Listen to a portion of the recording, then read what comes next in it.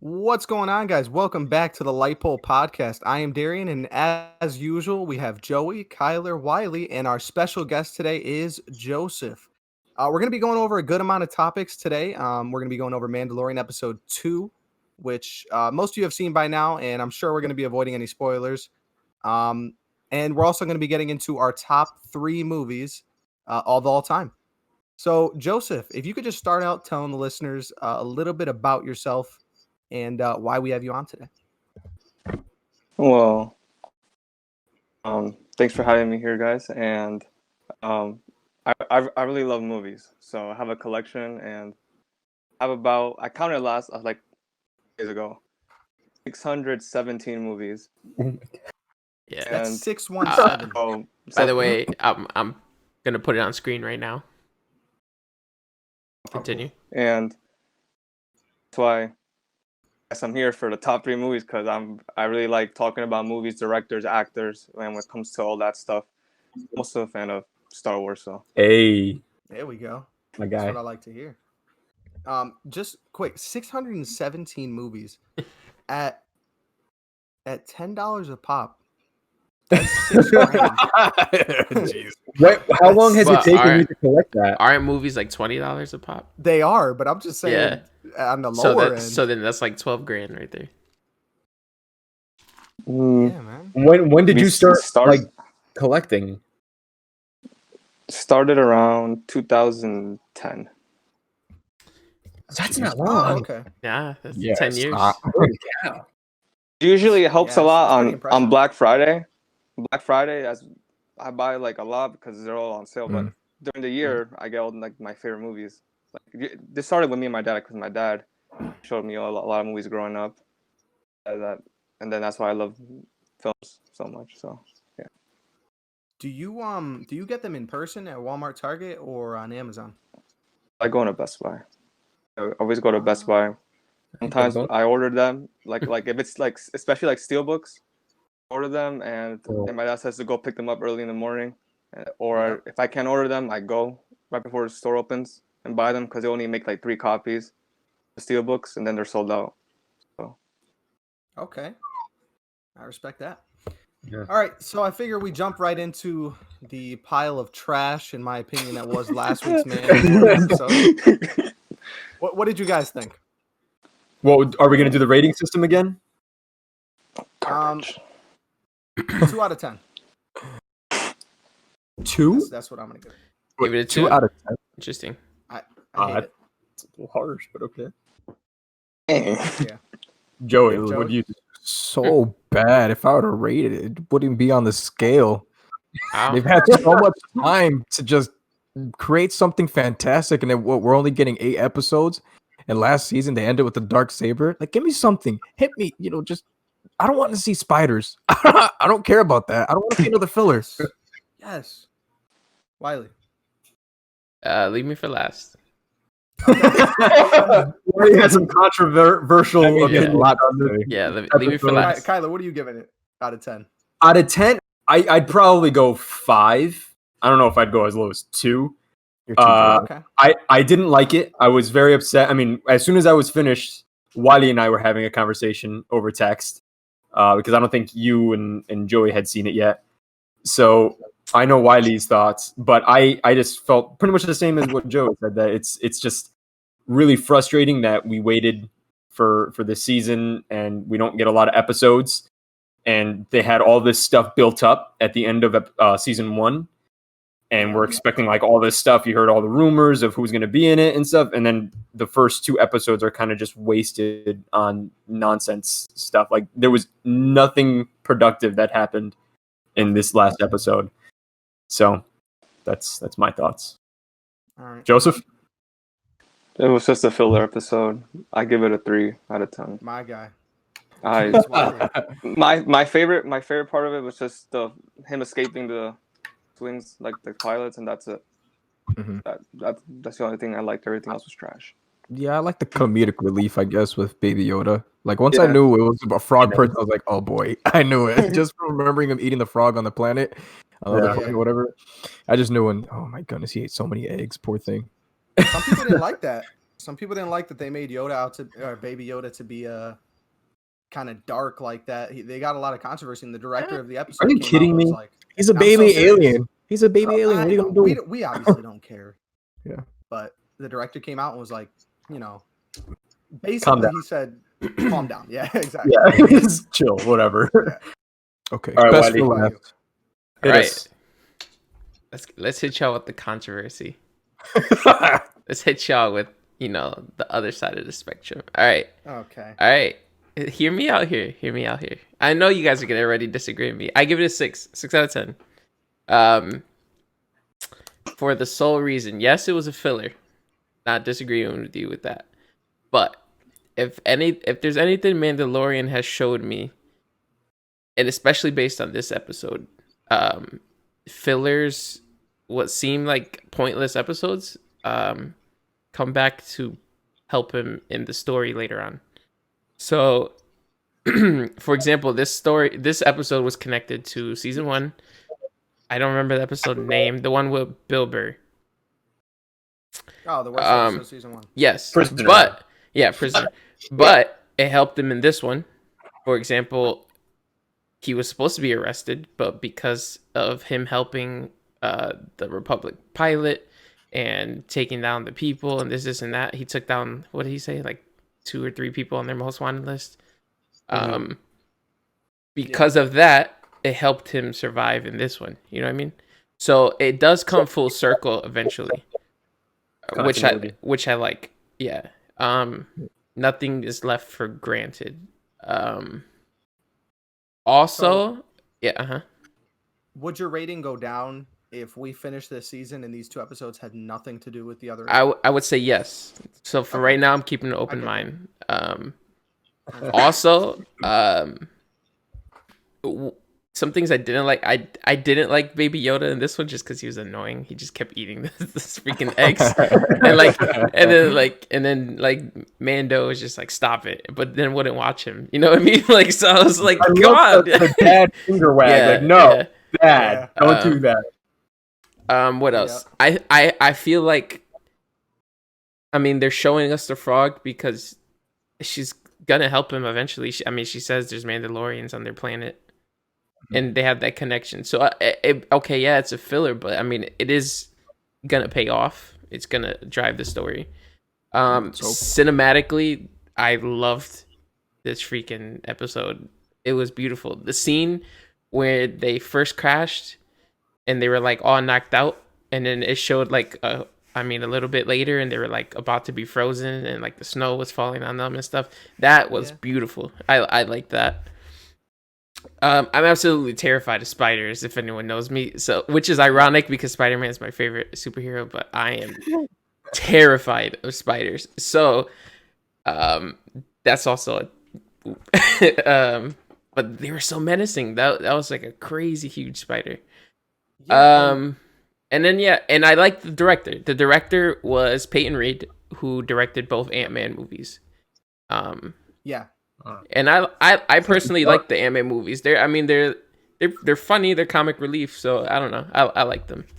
See, I don't like the Ant-Man movies. Oh, you don't? Okay. When I saw the director of this episode, and I was like, I clicked on his name. I was like, oh, he did Ant-Man and the one with the wasp. I was like, this explains why I'm kind of iffy about this episode. I first of all, we've discussed how we all feel about fillers in general. That's why I don't watch anime. That's why I've never gotten into any of them, because I hate fillers with a burning passion. The fact that we've spent 2 out of a 10 episode season already on purely. Oh, it's only 8 episodes? Yeah. Only 8 episodes. So 2 out of 8. We only have 6 episodes left, and 2 of them have been fillers. And there was so many plot holes in this episode that killed me. Do you guys remember when the spider put its leg through the windshield at the end of the movie? Yeah. Or at the end of the episode? And a few minutes later, he flew up. Did he repair the windshield? Yeah. He put some like metal over it. He said he could only repair the cabin, and that's the only one he could pressurize. Okay.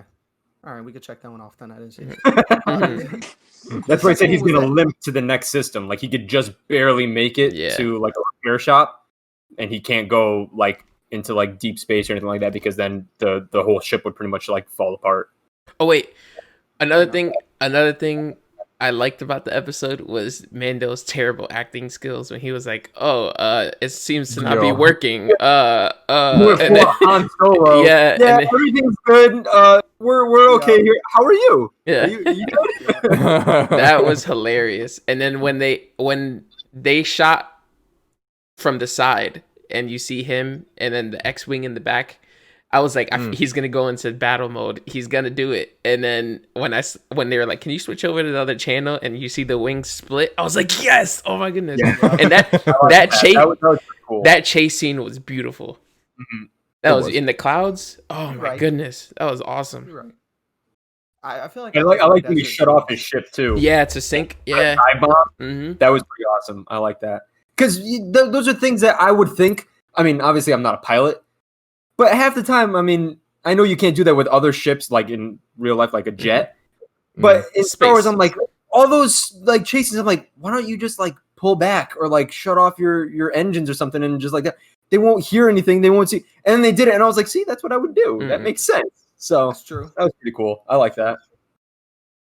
Overall, though, at the end of the day, it began with him coming from space to that planet. The whole episode took place there, and the next episode is going to start with him in space again. So this literally did not matter to Net anything. gain of 0. Yeah. Exactly, which is what I don't like. No, But the we'll see. episode started Hopefully- on Tatooine, him fighting the people trying to take the child. So I liked That was that. hilarious. that was cool. That was a good scene when Yeah. he when he the jetpack. heard that guy with the chip. Yeah. I And then- That was loved pretty it. awesome. And then he just looked at him and he was like, Yeah, "Yeah, hey, what you gonna do?" Yeah, that's true. That was pretty dope. that fighting scene was dope. I like it when they do that with this show, when they show him actually like physically like hand to hand combat, Mhm. because it shows their skills as like an actual man. It's a warrior culture. They're bred to fight and to die on like the battlefield. That's like the greatest glory for it. It's like Star Wars Vikings almost. Yeah. Yeah, Pretty that's much. good. That's good. Actually see them like fight and stuff. It's Yeah. pretty cool. Not just use like a blaster from long distance or something. My question to you guys about that scene, the opening scene, who do you think those people were? Do you think they were trying to get the child? Do you think they were just trying to rob him?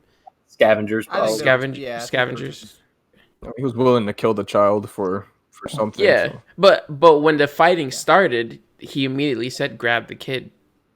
Mm. So that's why I was like, are they Maybe just some- like the bounty people, like still trying to get him, or I think if they were, they would have shown the little fob thing that maybe. all the other bounty hunters had in the season 1. Mhm. I think they were probably just going to try to ransom him off or something like that. And then you show us Boba Fett at the end of the last episode. It's gonna pay off. It has to pay off. I It has will to. say, yeah, I'm not expecting that to be a huge story arc for this season, but I don't know. Just give me something. Give me It's gotta pay Rex. off. that. I don't know. Yeah, I mean, I- have him sit at a Yeah, table it's and talk to him. I want I don't Rex know. so bad. I want to You see. have my armor. I want to see Rex. That's my big. I don't want Ahsoka. Mm. I don't want characters that are aliens from like any animated version, because when they try to translate action. it in live action, it never looks good, and it's a disappointment. Rosario When they Dawson. showed the what was the rumor of Rosario Dawson that she was gonna like possibly play Ahsoka, I was like, no, please. Well, isn't she officially cast? I'm pretty sure it's I hope confirmed. not. Yeah, pretty sure. I'm I not a can't fan of it either. stand Rosario Dawson. I mean, I feel like I it, barely tolerated her in like the Marvel Netflix shows because she was in all of them for some reason. I don't know how she knows every single superhero in all of New York, but for some She's the reason she only does. A-list. She was the only A-list actor in all of those shows. So Ugh. Mhm. It Why was not? nauseating. I like Yeah. Ahsoka. She's gonna ruin it. That's gross. but I figure that's all the time and energy we should spend on this episode. Yeah. We have a Indeed. lot of other stuff to get into.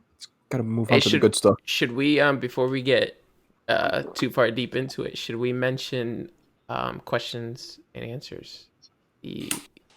Good point. Go ahead. We should- Segment. So I figured we mentioned this at the beginning of the episode and also at the end, and we'll keep reminding you guys throughout further episodes. But an idea we had was a question and answer episode for the podcast. So what we would like you guys to do, if you have any questions about the podcast, about each one of us specifically, all of us as a group, any questions that pop into your head right now, later on, reach out to us. If you know us personally, text us. If it's through Instagram, through YouTube, through our email, however you want. Any question you have, doesn't matter what it is, send it to us, and we're going to collect them all and have a big question and answer episode. So Appropriate questions only. yeah, I mean, we'll filter them. We'll get your questions and we'll filter them. But but yeah, and then I'll mention it again at the end just to remind you guys. Yeah. All right. So there we go. So I figured the way we're going to structure this is going to be we each have our top 3 movies, and then we have an honorable mention, and we discussed as a group what movies we're putting on our list because a lot of us have the same taste in movies, and we might have some of the same top 3. So we kind of tried to diversify. So it's our top 3 for this podcast. So Joseph, you want to start it off with your honorable mention? Mine is Shutter Island. I gotta tell you, mention. That's a fantastic movie. Do you know that's directed by Scorsese? I feel like in my opinion it's underrated. No one knows. A lot of people don't know it's directed by Scorsese, and not a lot of people talk about it. I think a lot of people are probably confused on what it's about, so they just don't watch it. Yeah, I've never seen it. Yeah, you've never seen Shutter Island? You care to explain why quickly? Why it's on your list? Besides that, it's underrated. Well, because like the trailer may seem like it was a horror movie, but it's really not. Like you have to watch it. I feel like the trailer just didn't do it justice. It was such a good movie. I won't spoil it, but it's like a thriller, and like you have to pay attention to detail in that movie, which I like because I like sitting in the movie and just paying attention to everything. You have to realize because like things that you see first back at the end, then everything makes sense, and then it pay off, and then it all clicks, and you're like, oh, okay, it makes sense. And DiCaprio's performance, entire start to finish, like always, was amazing. Underrated. Mark Ruffalo too. Yeah, that's right. Ruffalo's in there. Yeah. And Ben Kingsley. Ooh, Ben Kingsley too. Really? Yep. Trevor. Trevor Slattery. Trevor Slattery.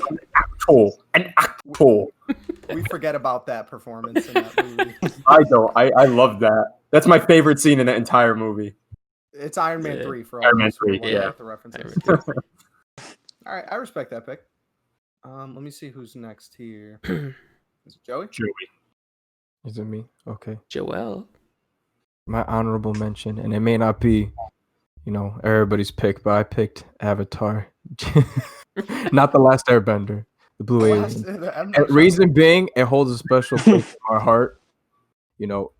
I mean, come on. It was like when 3D movies started coming out, right? That was the big thing. And I remember when that came out, that movie was ahead of its time, man. And I remember watching that in the movie theaters. I was like, holy moly. That was like 90% CGI. Yeah. It's insane. That was a big selling point for the movie, the 3D. And it still holds up. Well, hey. The rewatchability of that movie, I can sit down and watch that movie right now, and I love it, and then I can watch it again tomorrow. And Saturday, it's such a good movie. Man, it took. How long did it take? Like over 10 years for someone to break the record for the gross. It was Marvel. It's taking them 10 years for the second one. I believe they finished. I believe they finished filming. They did 2, 3, and 4, right? Yep. At the same time. Speaking of Avatar, quickly, did you see that Kate Winslet beat Tom Cruise's underwater record from Mission Impossible? Because she's the main character in the new Avatar movies, and she beat his record underwater filming. Wait, hold on. Kate Winslet is the new main character? She's not the main character. She's one of the main characters. Oh, okay. I believe it was Kate Winslet. Yeah. I had no idea she was even in there. Yeah. I could be. I'm pretty sure it was Kate Winslet. Was what I read. But yeah, she beat the underwater record of Tom Cruise filming. It's impressive. Yeah. Tom Cruise is a beast. Because it's supposed to be like they run into like a clan of like underwater like creatures. Ooh, yeah. That's awesome. Yeah. That's so like James extra, Cameron though. Yeah, that's only James Cameron would do that. Leave it to him. Do CGI water. You don't need to go film in the Mariana Trench to do this movie. I respect that pick though. Yeah, $2.7 billion grossed. Like, Yeah. that's what For a that is a reason. fantastic it's a great movie. Mhm. All right, Wiley, your honorable mention. Okay, my honorable mention is I Am Legend. Um, my main reason is Will Smith, my all-time favorite actor. Um, Also just the storyline of the movie of this man just being all alone in New York City, the city that never sleeps. Mhm. I the opening scene is probably one of the like most impactful to me of that movie, just because he's just it's just empty. You hear a car in the distance. It focuses on him. It's just there's nothing, and it's just all abandoned. I just amazing. The story arc, everything about that movie, I just absolutely love. The how he slowly just like gets into his own head after being alone for so long, stuff like that. I love it. I love it. I love Fred? it. Yeah, my Tell me if goodness, you're the real, right, mannequin, Fred? the You tell me mannequin, if you're real. and like you can feel the pain and like the anxiety and the confusion in his voice. Like it's just amazing. It's amazing. When he's in the was it like the DVD store or something like that? He's like, say hello. He to was like, me. say hi. Yes, please say hi. That broke Please my say hi. heart. Oh Yeah. man, because he promised Sam, and oh my god, Oh, The fact that he Sam. carried Damn. 2/3 Sam. of that movie on his back Alone. as a solo actor. yes. Oh my goodness, That's insane. I love that And movie. the music was good. The music Mhm. was really good, but it's his acting that carried that movie because Yeah, definitely. literally for 2/3 of the movie, the There's not one other girl and actor. her brother. They show up. Yeah, the girl They and her show up brother in didn't come Act until the 3. third act. Yeah, mhm. So It's insane. I've I watched that love movie it. probably like a million times with like director's notes and everything. Like it's just the shot of him on the aircraft carrier playing golf. playing golf on the Intrepid. Yeah, Oh, what a beautiful, and then the Batman versus Superman poster. the logo in the background. Like, Yeah, I forgot about that. yeah. I remember Right. seeing that. Yeah, We were like, it's gonna happen. It was good for the DCU. unfortunately. Yeah. All right, which leaves Kyler. What is your honorable mention? My honorable mention is Return of the Jedi, Star Wars Episode 6. That's because I don't have any Star Wars movies on my top 3 list, because while it might be one of my favorite franchises, not including the last trilogy, the Disney one. That's We don't talk never, about that. ever. Yep. The movies aren't why I love Star Wars so much. I love it for the extended universe, like the comic books and the video games and stuff like that. And so the movies aren't like great, but I have to mention it because I'm such a hardcore Star Wars fan. And I just always loved the last one with Luke finally like getting rid of the Emperor and redeeming his father and all that stuff. It was just that was one of my first Star Wars movies that I saw, and it's just always stuck with me. I really like that one. Which is a rare pick because most people would say Empire Strikes Back. Empire Strikes Back. Yeah. Yeah. Which is the greatest of all of the Star Wars movies, including. I think you did. It's also my This is actually favorite. the 40th year anniversary. Yeah. That's crazy, Oh, man. yeah. Think about that. 1980. Still holds up. I can watch that movie right Damn. now like nothing. Oh, yeah. Empire's Yeah. amazing. That's my We're gonna- second we're- favorite Star Wars movie. But yeah. Really, Return of the Jedi doesn't even make my top 3. I'm gonna be honest with you. Ooh, that hurts. to hear. Tyler just got Okay. offended. I'm sorry. I love the movies, but we can get into that in a Star Wars episode. Yeah, my top 3 and all definitely. that. I like Return of the Jedi, but Darren, your honorable mention? my honorable mention would be The Social Network 2010. David Interesting. Fincher directing that movie. Love The Social Network. If you guys, You went into a Um, little bit of a David Fincher binge too. I right? did. I Yeah. went and watched, after I saw that, I went and watched almost every David Fincher film because I'm Yeah. obsessed with that dude's work now. If you listening haven't seen The Social Network, or if you guys haven't seen The Social Network, it is basically, to summarize, how Mark Zuckerberg founded Facebook. Which on its face can sound all right. I mean, I'm sure Boring. Yeah. it couldn't be too bad. But the script writing in this movie was phenomenal. Every scene that passes, and it's a 2.5 hour movie, so it's got some runtime to it. And usually I'm not a fan of longer movies like that. but every scene and every sentence that they say serve to advance the plot of the movie. So there's none that are wasted.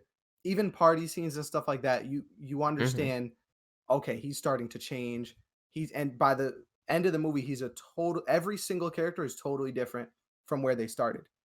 And one thing I love is when you can sympathize with a villain, and that's what they do for Mark Zuckerberg in this movie. Amazing. Yeah, I liked Andrew Garfield in this movie a lot. Yes, the scene where he smashes the Yeah. laptop. Yep. They took that 30 something times. I think 39. Really? I was watching all the takes. Wow. Have you guys seen it? Have you guys seen Yeah. the movie? Yeah. Yeah.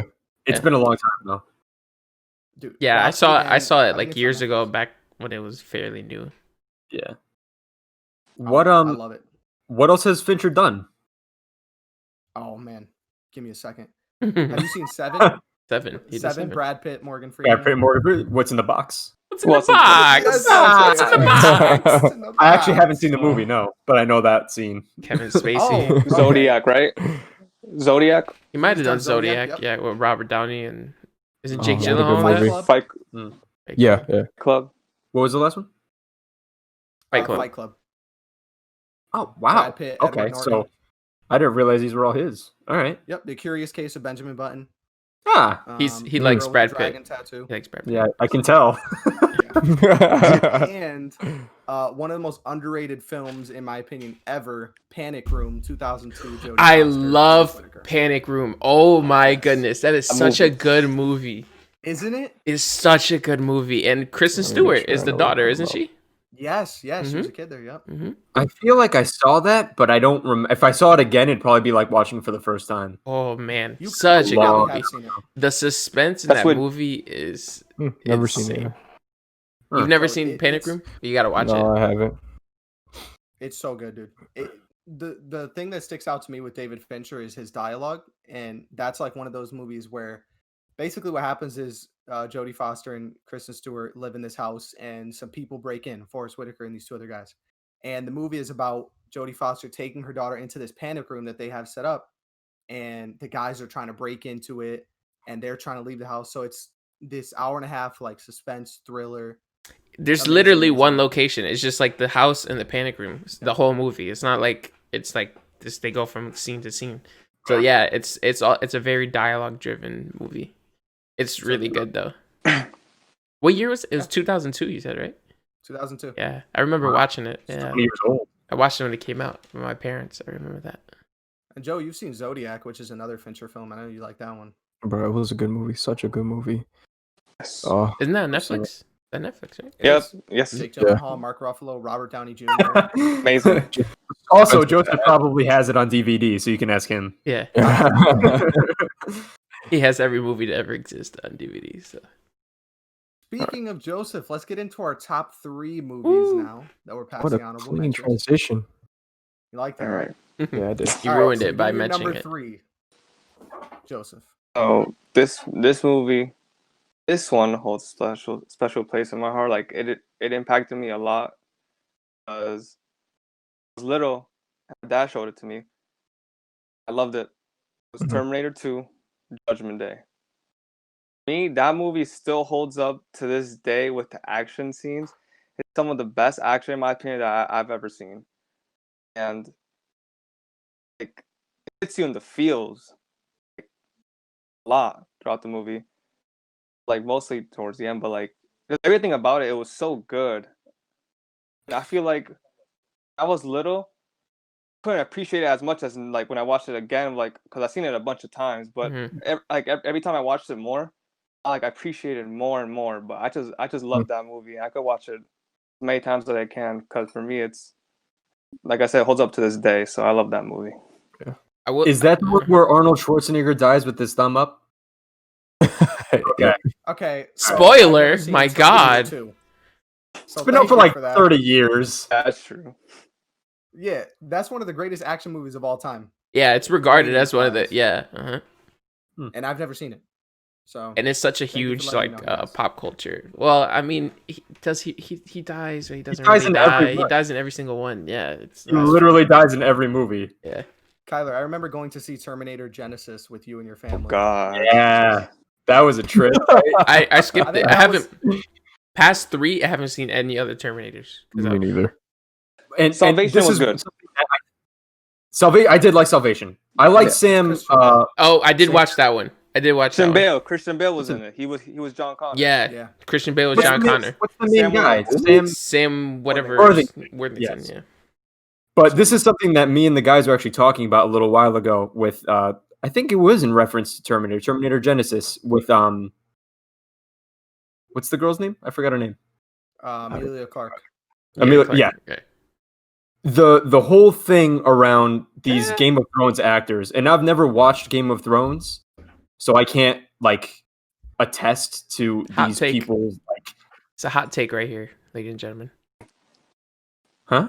What? I don't know what that is. This is a hot take. Oh. It means it's like not everyone's gonna agree with it, but Okay, yeah, no, I'm sure this is going to be extremely controversial. People are probably going to send me hate mail, but people are so obsessed with these actors, and I feel like they're just so overrated. Like they're not really that. Maybe in those roles in that specific show, they do it well, but they try to shove them in all these other movies and stuff like that. Like Jean Grey in the new X-Men movies, where they're all young again. I think she's another Game of Thrones actress. The dude who plays Jon Snow, I've seen him in a few other things, and they're garbage he's actors. from Connecticut. Personally No, he speaking. went to rehab in Connecticut. Why you got to Close bring enough. up his drinking past? No, What I'm does just that saying. have to do with the topic? That's messed up, man. Robert Downey Jr.'s passed. Right? We can get into that. That's an interesting story too one day. Yeah. When- I feel like they're just not suited for all the roles that their agents get them into, and they kind of ruin these other movies because they just suck at acting overall. You know what's interesting? So James Cameron was the director of the first 2 Terminator movies. Was he really? Yeah. Terminator 1 was his first big break. That was where he got started. I believe. No kidding. That's cool. Yeah. Wow. So for the third movie, there's a big gap between the first 2 movies and the third movie. The third is the one with the liquid metal dude, right? That's the second one. Yeah, I've never seen the third movie. Oh, that's the second one? Yeah, with the dude that just the T1000.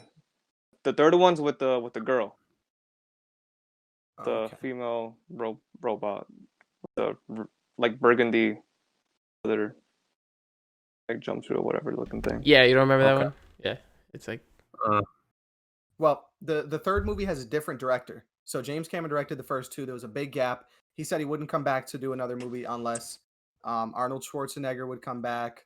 What's up, Ren? And unless they had the same script writers. And it took a while to get them all back together. Arnold Schwarzenegger by that time was a huge star. Dude requested, I think for Terminator 3, he got paid. I think it was the most out of any actor up to that point for a movie. Like I think he set the record. And Sam Worthington was in what is it? Salvation. Fate? Salvation. When James Cameron was producing Avatar, and the main actor is Sam Worthington, he told the director of Salvation, "Listen, I got this new guy in the scene. He's an awesome actor. You should use him for Terminator." And they did. That quick.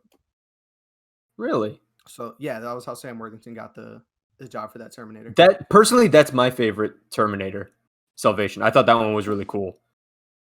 But I haven't seen the originals in a very, very long time. I saw the first one not too long ago on TV, and it was just like I could barely understand Schwarzenegger with his like ridiculously thick Austrian accent. He could like He didn't understand have every. lines. Well, yeah, because you couldn't understand him. They were like, yeah, this is gonna be Jacked. pointless to have him talking. I know. He was jacked in that movie though. He was like peak Arnold bodybuilding. Yeah. Yep. That was All right. pre-peak, I'd say. You know, he lost mad weight with Terminator movies. Anyways, moving on. Moving on. You're right. Oh, you're up, Joe. Joey. So I am up. I actually am going to switch these 2 around, but the third one would be Spider-Man Into the Spider-Verse. I'm going to say that I one. respect it. Reason being is because, first off, Marvel, their animated stuff is not fantastic whatsoever compared to DC. So I was very skeptical for this, but the fact that it was Miles Morales and then going into the theater and then watching that and how fantastic that movie came out. Oh, and the music for the movie. Oh, everything was Sunflower. so good, man. Yep. Everything was so good, to the colors, to just how absolutely beautiful from beginning to end. That was an awesome movie. You're Uh, right, yeah. I don't know if you guys saw the pictures or whatever about it when he was doubting himself as Spider-Man. He was in front of the Spider-Man outfit, in front of Mhm. Peter Parker's outfit. How his Yes. his face, was to his chest. It didn't fit, And and at then the end of the- remember Stanley said eventually fits. It always fits, and then Mhm. Yeah, and then at the end of the movie, when he accepted that he was Spider-Man, he was actually perfect height with the actual Spider-Man outfit, and that was Yeah. awesome. And when he Also, finally got the costume, sidetrack. Did you see in the new Miles Morales Spider-Man PlayStation game, if you use a Spider-Verse suit, it changes Yes. the FPS on the character to match the Yep. the comic? That's awesome. That's Yeah, amazing. I love that. That's really cool. I can't wait to play that game. I think that was one of the only movies that we didn't all see together because Wiley was in Puerto Rico for that movie, if I'm correct. Mhm. No, I was in Puerto Rico for Oh, Avengers Oh, Avengers, Endgame. right? Or Endgame. Avengers. Yes, that's what it was. That's Yeah, what it was. Spider-Verse. I don't remember why we saw it separately. We I did don't see think it we just separately didn't for some reason. coordinate. No, We broke up. I saw it early. That's why. Oh, Sony sent me the early access, Oh yeah, that's right. and I went to good watch was it. amazing. Yeah, I got it like that, Kyler. I got it. Wait like that. out. Sorry. You already know. You already Hook know. Yeah, Yeah, so I 3X saw it tickets about and like a stuff. week or two early. I saw freaking Batman versus Superman early too. That didn't pay off. We saw that. Yeah, I remember that. We saw that. Yeah, we saw it with Aaron, right? Didn't he get it from like a comic book store? He got like early access. Yeah. Yeah. Him and Damien was there too. Yeah. All right. But yeah, well, beautiful Ren, movie. Ren, what's your third movie? Frozen. I knew this was gonna be a bad idea. This is gonna be a bad idea. Hey, he ain't ever seen that movie. Good answer. All right, moving to Wiley. Wiley, your third. Okay, this is gonna be difficult because I have a child. You know, we My- can move past. No, I'm good. My number 3. It's gotta be Tenet. It's gotta be All right, Tenet. let me cut you off real quick. Me and Darren haven't seen it. Still? yet. I'm not. Yeah. No I'm not getting spoilers. into spoilers here. Okay. I can just give you a general sense of it. But Mhm. number 1, Nolan, freaking genius. Knocks out the park with every movie he does. Number 2, the score, the soundtrack. My boy Ludwig killed it. Like the sound could have been a main character in that movie. Like honestly, like it should have been Yeah. a named character. Yeah.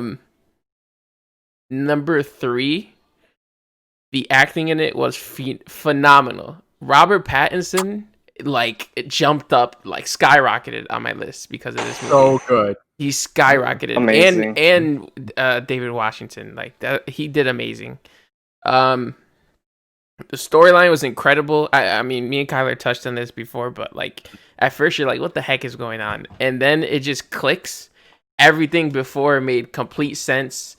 It was just mind blowing. Yeah.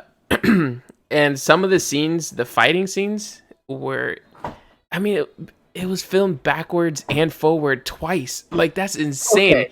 Yeah, so they actually choreographed fighting backwards. That was not played in reverse. That was legit them fighting backwards. Like that Seeing the behind was the scenes of that was absolutely insane. it was in my- crazy. And they learned how to might mess speak up- backwards. I think that's one of the reasons why Christopher Nolan is my favorite director, because he doesn't rely too heavily on special effects. Yeah. He likes the practical effects, so he'll go through the extra trouble of Yeah. buying an airplane just to blow it up. The most because expensive airplane to exist. He All right, we gotta do it the- again. Buy another one. the scene in Inception, which I'll get into later. Nice voice. Actually, you know what? I'll save that actually for my segment. Yeah, save But it for you. yeah, no, it's just he's such an amazing actor. The detail, and this is something that Joseph had talked about earlier on, where he's a director that he leaves hints throughout the movie, and he makes you Yeah. pay attention Definitely. to focused so that at the end of the movie you get this huge payoff. And it was just Tenet was amazing. Did you see it, Joseph? In IMAX as it Yeah. should be watched. Yes. Oh Yes. man. Yes. Thank you. Yes. Thank you. 100%. That I was. saw it. There were three beautiful. other people in the theater with me when I saw it. Yeah, me too. There was Oh, like, yeah, mine it was like up- it was yeah. completely empty. But yeah, it was beautiful. I love that movie. I've seen it twice actually, and Oh shoot. second time was even better. Yeah. No. That's a movie that probably should be watched twice because, like Wiley said before, the first half doesn't make too much sense until there's like a specific scene, Oh, and then everything else makes sense after that. Disconnect So that completely. watching it twice, you get to understand everything from the beginning, and you'll probably pick up on more like little hints here and there that will enhance the experience. Like you said, like Wiley said, first you watch it, but then it comes to a point and like everything clicks, and it was just amazing. It was just mind oh blowing. yeah.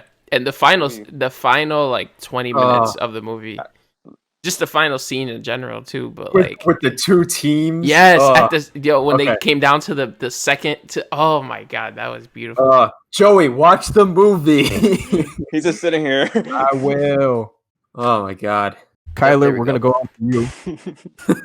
Your number All three. right, my number 3 is Marvel Captain America Civil War. And that was because out of all the Marvel movies to date, that one is still my favorite. I read the comic book series and it was absolutely amazing. And the lead up to that in the actual cinematic universe, it was just perfect in my opinion. And that movie, watching it in theaters, there wasn't a single thing that I would have changed with the story, with the characters. Everything was just like spot on. And the actual scene at the airport in Germany when they actually decided to like finally face off, it was phenomenal. That scene rivals in my memory the scene in Endgame when everyone shows up. They're like 1A because it was just so epic. So Well, that was Civil kind of War. like the first iteration of it. Like it Yeah, was like the most that we have seen of them all in one screen, and then boom, Mhm. here comes Infinity War again. A bunch of them. Boom, here comes Endgame. Now it's literally everyone that's ever been in any Marvel movie like on one screen. So it's like And I love how in Civil War there's obviously two sides to the story with Captain America deciding to go with freedom. they both And- make sense. Yes, that's my personally. I sided with Cap, but I was with Iron Man. yeah, and the thing is, you can't get mad at the other person because both have 100% perfectly Yeah. valid points. Mhm. So it was just like, and that was a cool thing too about the movie that at certain points you're like, you know what, I do kind of agree with them. So maybe, and then something else happens like, nah, that's not cool. Nah, maybe I'm back on this side. So it was just that flip flop, and it was just such a good payout. And the acting at the end when Tony finds out that Bucky, spoilers, his mom and his dad, and he just looks at him. He's like, he killed my mom. Mhm. You Oh, see that pain. that hit me so when hard. when he says to Steve, he's like, "Did you know?" He was like, he didn't know what he was doing. He was like, "Cut the crap! Did you know?" Like that Yeah. was crazy. Yeah, and the final fight scene Yeah. where Oh, they man. face off in the little like basement area, The tunnel. and the iconic scene where he's shooting his Yeah. laser. He has the Because and the- because they use that as a weapon in every other movie, and this time Yes. it's against each other. So it's like Yes. it's crazy.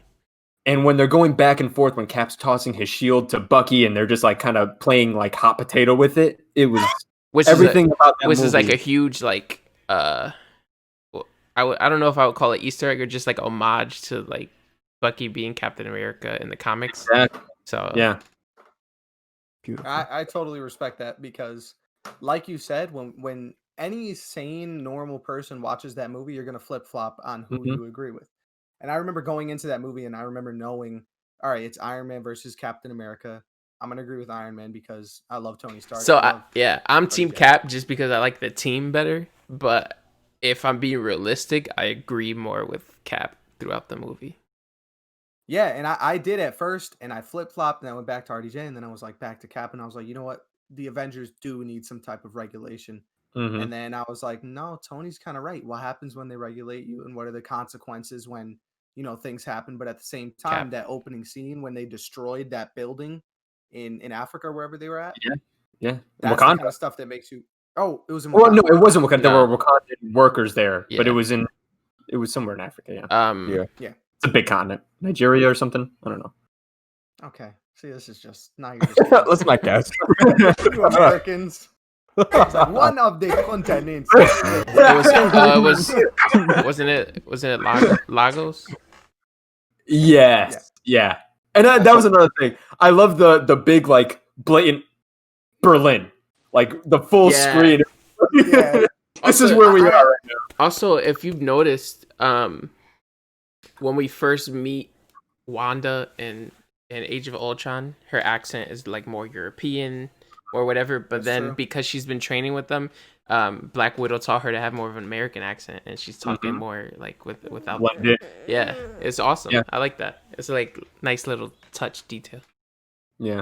And then when we saw Queens Oh my! on the big screen. One of my favorite Marvel scenes of all time. Yeah. Queens, and then you see Peter. Oh my goodness! The introduction of Spider-Man. Yes, I completely forgot about that. Iconic, That was iconic. Under Ruse, that trailer to this day. Once in a while I'll go back and watch trailers, especially that one, and I get goosebumps all over again. It's crazy. Yeah. No, so that one's definitely on my top 3 list. Totally Now respectful. on to our co-host, Darian. My number 3 is going to be a film that a good amount of people probably haven't heard of or even watched. It's called Catch Me If You Can. It's a Spielberg film with young Leonardo DiCaprio, Tom Hanks at his prime. No actor has ever had a better stretch of movies than Tom Hanks from 95 to 2003. Kyle And- Hanratty. Oh my goodness. Yo, how Leonardo didn't win an Oscar for this movie alone? Like, he deserved one back then. His acting, the whole movie was insane. Super long. It was like 50 million hours long, but amazing. But I love it. I love every scene. Yeah. It's one of those movies where Spielberg flexes his ability to do different things than Jaws, E.T., Mm-hmm. that kind of stuff. Basically, it's based on a true story about a guy who learns how to forge checks in, I believe, the 60s or 70s. And Leonardo DiCaprio plays that guy, that young kid that learns how to do it. And Tom Hanks is the detective trying to catch him. And the depth of that relationship between them is something that still gets me, because it's not just a detective trying to catch a thief. Mm-hmm. It's Leonardo DiCaprio's character looking for a family because his parents end up getting divorced at some point in the movie, and you can see the pain in his face towards the ending scenes. Love that movie so much. If you guys haven't Christopher seen it, Walken is in it too. Plays my his dad. goodness. Christopher. Trick or treat. Amy Adams. She played Brenda, the one he marries. Yeah. Yeah. Oh, yeah. you're right. Mhm. You're I'll tell you right. if you give me half of that eclair. Yeah. So I watch the movie. I think my favorite scene of that is when Tom Hanks asks him, like, how did you cheat on the bar? And he's like, I didn't. I studied for whatever long and I passed. Like, that's crazy. Yeah. Yeah, that was And an it's- amazing scene. The crazy part is that it's a true story, that he fakes having all of these different jobs, and he never actually, like, I mean, he became a doctor. He had his own office, not a day in medical school, but because he was so convincing, he literally just like cheated his way into all of these incredibly ridiculous professions, except for, Pilot. he was a pilot, and he never flew a plane, but he had like the badge, he had he was getting checks, the whole 9 yards. And it was just incredible how someone can be clever enough to just kind of insert themselves into all of these ridiculous positions without any kind of training at all. That's a really good movie. And such a quick thinker. Like, when he was in the hotel and he came, he was like, he was like, oh, I already got him arrested. If you look outside this window, he's getting into the car right now. And then he said his name. Barry Peter. Allen. He says his name, Barry Barry Allen. Allen. Yeah. Barry Allen. Love that. Awesome. I love that scene. He was still a kid. Yeah. And that goes to show Yeah. he's a kid who's thinking about comic books. His first idea for an alias is the Flash. Yeah. That just that's goes my to favorite show scene. that throughout all that movie, he's like a kid trying to make his way in the world and doing a really good job. Yeah, that's my favorite scene in the whole movie because in summary, the movie's a study on overconfidence and how far that gets you before it catches up to you. And that scene where he's like, hey, what's going on? The name's Alan, Barry Allen, and Tom Hanks is like, oh, nice to meet you, Alan. So, man, we almost got him. And then Tom Hanks brings the card, the license to his partner, and the guy's like, Barry Allen, that's the Flash. And that was, when the Flash was first starting up and all this stuff, and he realized that was the guy he was looking for, and they were in the same room. So awesome movie. If you guys haven't seen it, it's a phenomenal movie to watch just on a rainy day, a Friday night, that kind of thing. All right. So that goes back to Joseph for number 2.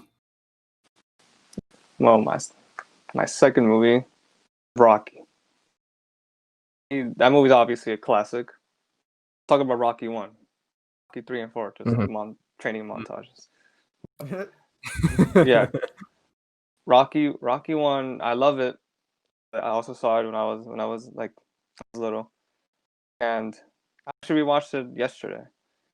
And the story was it won Best Picture that year. Story of an underdog like that, starting from nothing, getting the opportunity, to fight Apollo Creed, who was the champion. Mm-hmm.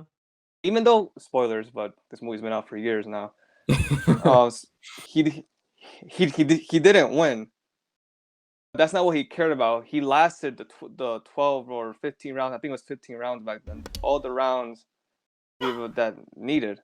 Mm-hmm. He put up a fight, and he almost won. Shows like the heart and the motivation he had to win, to do all that, just to get a shot and give it your all, and that's what he did. And that's just an inspiring movie. And that training montage, I could watch it all day. I just want to go work out instantly. I love that movie. Yeah, that's one of the selling points for that movie for me too. The fact that he doesn't win, because it doesn't give you that huge payoff that, like that cliche that most movies would give you. You know what I mean? Yeah. But I could definitely relate to that one because that's actually my dad's favorite movie of all time. And that's my dad's favorite movie too. Yeah. He talks about it all the time. Favorite movie. And my dad loves that movie. Okay, all of us like all our dads love that movie. Yeah. All these old heads. That was pretty cool to see that's on your list. And I love the turtles at the Pesto, Cuff and Link. I always love his names for those. That was pretty cool.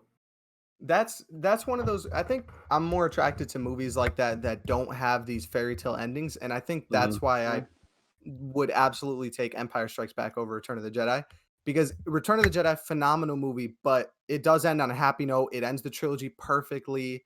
It's beautiful. Everyone's happy. Empire Strikes Back is it's one of the first movies like Rocky where the good guy doesn't necessarily win. And we could discuss this on a Star Wars episode. If you remember at the end of it, Han Solo's frozen in carbonite. Luke and Leia are down. Darth Vader looks like he's winning. It ends on a pretty dark note. Yeah. Luke is lost hand. Yeah, exactly. Yeah.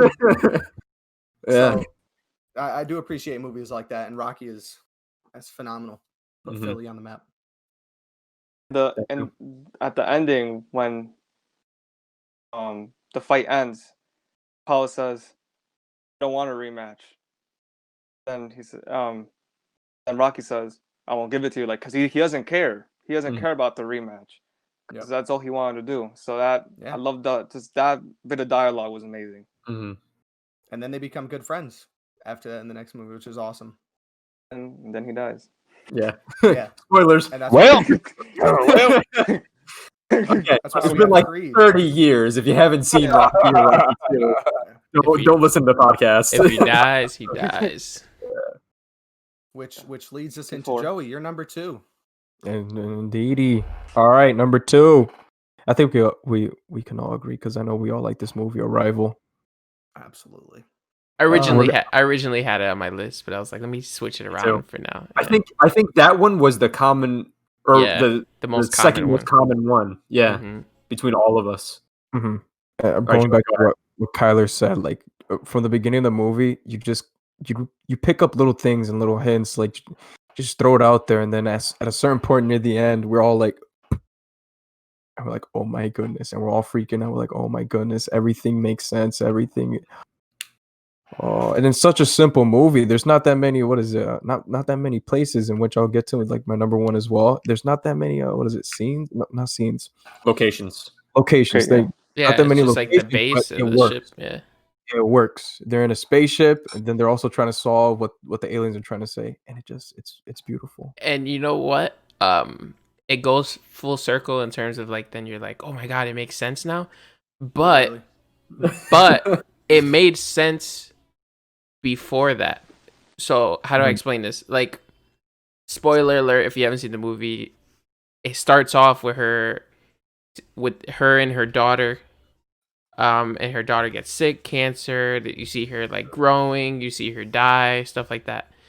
So and then it it goes to like present time, and she's just like all alone in this house. She seems lonely. She's on the phone with her mom, and she's like, "How are you doing?" And she's like, "Oh yeah, whatever." So it makes it seem like, okay, yes, she had this daughter. She ended up dying. Now she's sad. Let's not spoil anything. Yeah. Okay. But anyway, but then it goes full circle, and then it literally just changes your entire perception of the movie, of what those opening scenes were. So like, it's crazy. And the awesome part, I said spoiler alert, sir. I said spoiler alert. Don't come at me like that. But that's one of those movies where if someone listening hasn't seen it, I want them to watch that movie immediately, right after this, with no spoiler in their head. You don't go into that movie thinking that it's going to have that big element that it does. Yeah. And then when you realize that it's that kind of movie, you're like, holy cow. And the way, because they do it in a very different way. It's subtle. It's subtle. Movies with that element. And I'm trying not to say what it actually is because I don't want to spoil it. But when you see them and you realize what they're doing, you're like, I've never thought of I never thought of it that way. Like nobody's ever tried to do it the way that they did, and it worked so flawlessly. That is one of my favorite movies. Absolutely. Also, Amy Adams, Forrest Whitaker, Jeremy Renner. I like the cast. I love it. Knockout. Love it. Yeah. Knockout cast. Love it. It's the fun. And let's not director. Thank you, Joseph. Denis Villeneuve. Denis Villeneuve, who is directing Dune next year, which is what I was talking to Joseph about. I am beyond excited for that movie. Okay, is that a book too?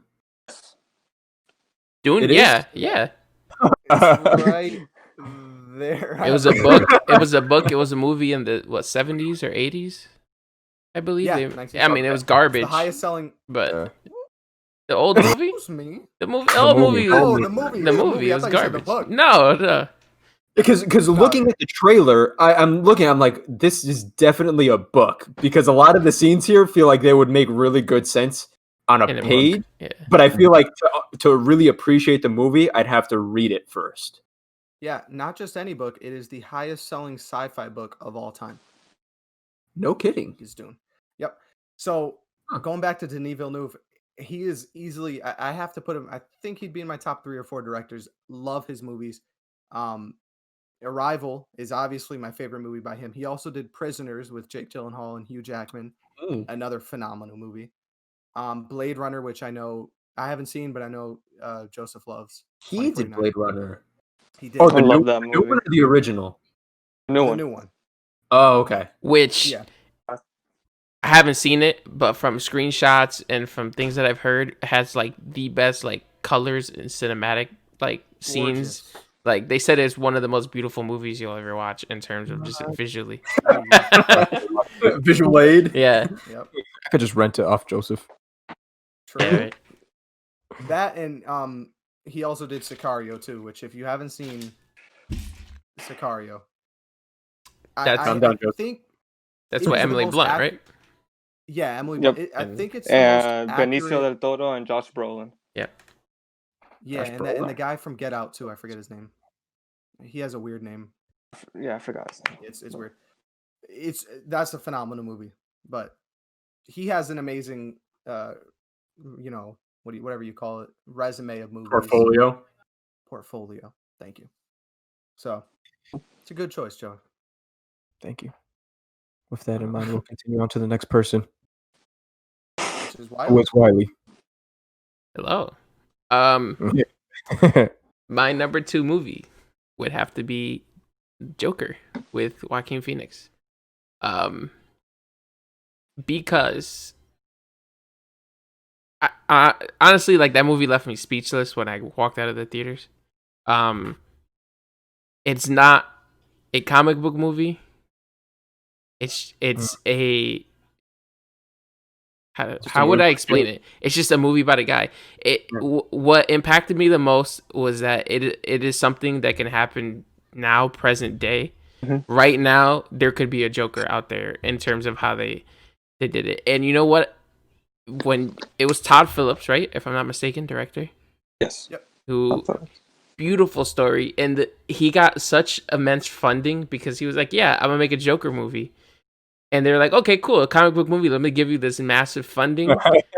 And he basically tricked them because he just wanted to tell an actual story. And it's literally just about a man with mental issues being pushed to his limits. Mm-hmm. And it was so beautifully told. So beautifully told.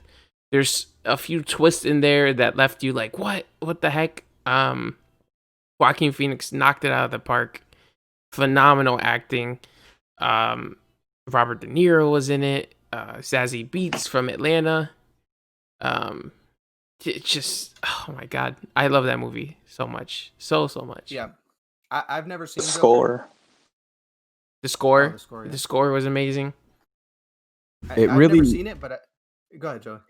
Oh, I was gonna say it really makes you sympathize with him. Yeah, you're like, you know what? I root for this character. Like when Darian said, like, Man of Steel, when he said it's not an action-based movie, it's more like character building. That's what the movie basically is. It's not an action whatsoever. It's you really sympathize with this dude who actually suffers from, I forgot what the name is, but uncontrollable laughter, and that kind of puts into character. But at the very end, you see how he snaps and he becomes the Prince of Gotham, just because of what he believes in, and just everything that's just put onto him. It's a very good movie. Yeah, because no one else sympathizes with him the entire movie. So it's like, and I like the fact that he has a little card that he carries around that says, "I have this disease."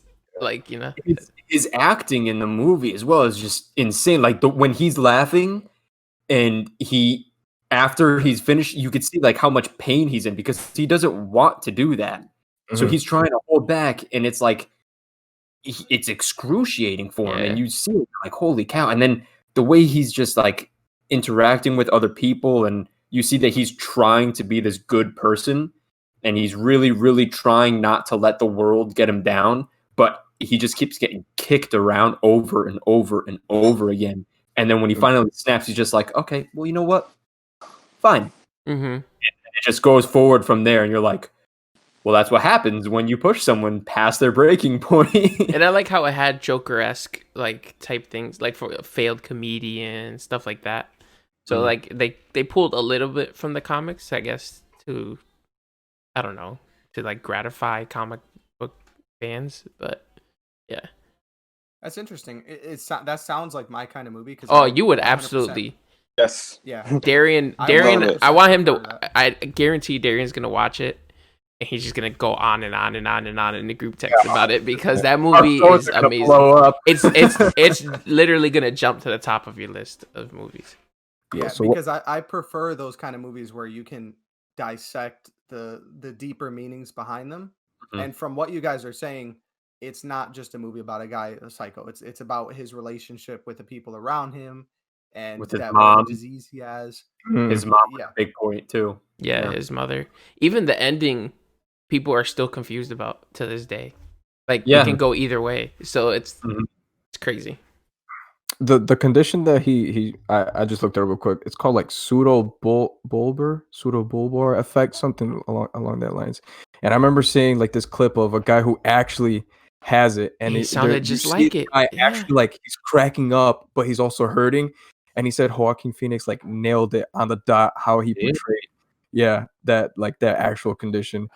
Wow. Yeah, he awesome. nailed it. They studied it a lot, if I'm not mistaken, before the movie to like really nail it. That was There's good. only a handful That- of actors that could do that kind of Mhm. acting. Also, the guy from That Get scene Out while is they- Daniel Kaluuya, just so you know.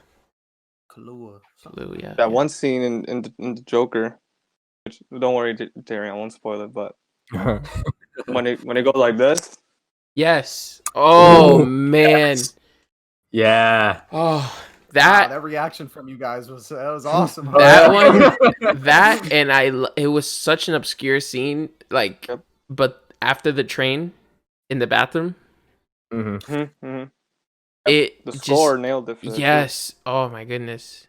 And you know that scene was like 20 minutes before they filmed it. It was supposed to go a different direction, and they started playing the song that was gonna play in that scene, and Joaquin just started doing what he was doing, and they were like, "We're rolling with that. Let's keep that." And then they did that one. So it was awesome. It's a good movie. All right, which We have- goes to number 2 on Kyler's list. Okay, so I made a last minute adjustment Oh, because did you? Oh. Okay. yeah, my original one I didn't want to hash something else that we already did. It was Mhm. Tenet. Obviously that was already on Wiley's list, so I'm not going to go over that again. So I'm switching it to Skyfall. I Respect it. absolutely adore the James Bond movies. I've always loved them from Sean Connery, who R.I.P. just died. Yeah, R.I.P. Um, Gone. Beat his It- wife, it- dude. they've just been such a what? Came out, look at you guys laughing at domestic abuse. It came out today. All these stories about him. It was They random. came out years That ago. was so random, man. That was That's Also- been a thing for a while. also, if Alright, I'm not if your wife mistaken, beat today's her- 2 years since Stan Lee died. Also, Now that's a man of culture. Yeah. Anyway, yes. Continue, yeah. Kyler. So, Sorry. it's awesome too because James Bond has been someone who's been obviously portrayed by a lot of different actors, starting with Sean Connery, and it took a real nosedive with Pierce Brosnan, who, while he's an amazing actor, you can't take that away from him, especially now with the movies that he's been doing. It's just like so good. Mhm. His James Bond was so prissy. Like I always go back to the scene where he I forgot which one it was in, but he was like shooting a tank. That was Wearing a the last one he tuxedo. was in with Halle Berry, right? I think so. Yeah. And I then think I remember. after he's shooting a it's like No tank, Time to Die or something. whilst Die Another Day. wearing a tuxedo, he goes and he like straightens his bow tie, and I was like, oh, barf. Don't do Yeah, that. that one. So But let's remember the era that movie was in. That was like I don't care. 2000s. It was like Barf. cheesy movies. Barf. Disgusting. Don't ruin an awesome character. So when Daniel Craig was finally cast, and they just took him, who I mean, he's jacked. He's a good-looking dude. But then they take him and they just like drag him through the dirt and get him dirty and like punch him in the face a few times and Well, yeah. bust him up. Isn't like the opening scene of like the first movie is he's like Yes. chasing this dude all through the town and Yeah, like doing the Casino parkour Royale and stuff. Like, was and that was at like right when parkour was becoming a thing on the Mhm. internet. So they had made that a big part of the opening scene. So when you get to see that they're kind of bringing the character and back to the spotlight, and they're butching him up again. They're beating him up. They're getting him dirty and bloody, and he's not just like this. and Yeah, and it was just so awesome. And then when Skyfall came out, and it's just like kind of taking the character, and instead of this like ridiculous adventure that he's going on, it's showing like more of his backstory. Amazing.